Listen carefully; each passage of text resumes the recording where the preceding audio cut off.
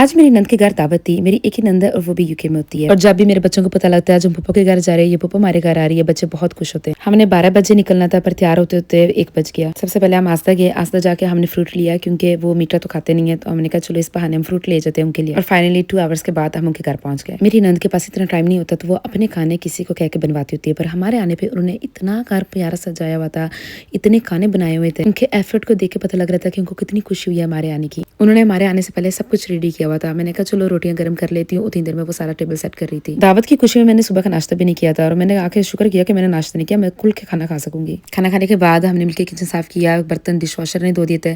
फिर मैंने शो मारने के लिए बर्तन धो दिए। मरियम कहती मारिया मैं चाय बनाती हूँ, इतनी देर में तुम लोग ना रेडी हो जाओ, हम डलम जाते कुछ चीजें उसने कलेक्ट करनी थी। ये देखो कितना खूबसूरत के पास था ये चाय पहनने वाला। हम जैसे निकल रहे थे मरियम मुझे कहती कि मारिया तुम तो हिल पहन के जा रही हो, बाहर बारिश हो रही है, इससे अच्छा तो तुम दूसरे शूज पहन लो। फिर मैं अंदर जल्दी से आई, मैंने शूज चेंज किया। गाड़ी में बैठ के मैंने अल्लाह को बहुत याद किया, क्योंकि जैसे गाड़ी ये चलाती है या बंदा डेस्टिनेशन में पहुंचेगा या फिर ऊपर ही पहुंचेगा। यहाँ पे आके मैंने कौन सी चीज को हाथ नहीं लगाया, इतनी प्यारी प्यारी चीजें थी, मैंने हर चीज को पकड़ पकड़ के चेक किया। मैं एंजॉय कर ही रही थी तो मेरी बेटी जिद पर रही कि मुझे ये चेयर लेके दो। चेयर से हटाया तो कहती कि मुझे ये सूटकेस लेके दो, और मना करने पे उसके रोने की आवाज आप सुन ही रहे हो।